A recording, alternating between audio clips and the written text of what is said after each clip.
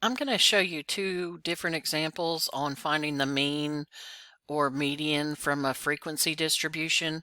So in this table we have test scores and the frequencies that they occurred. So we've got a test score of 3, 2 people got a 3, 5 people got a 10.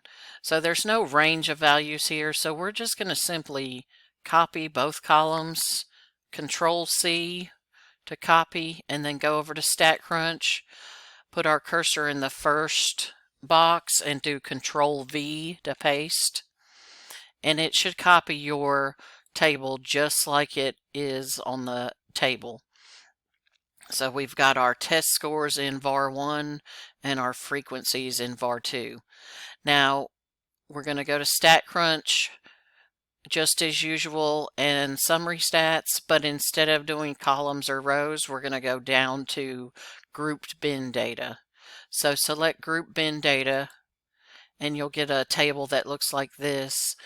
Our bins are our test scores, so they're in var1, and your counts are the frequencies, so they're in var2. You don't have to touch anything else, you just want to select the bins and the counts, and I'm going to leave it on the normal defaults for summary stats and press compute, and that will give you the mean and the median for a frequency distribution. Also, if you have a frequency distribution that has the range of values where you have the lower class limits and the upper class limits, you can still do the same method to find the mean, median, and median, and mode, I'm sorry. We're going to copy those, Control C, and again, you can just paste that right in there. You don't have to find the class midpoints.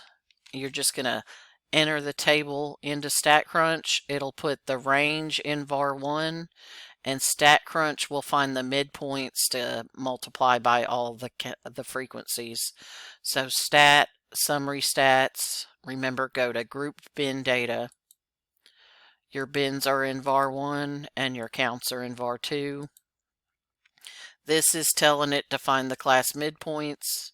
So we're not going to touch anything else. We're just going to press compute, and it gives you everything you need, your mode, median, and mean.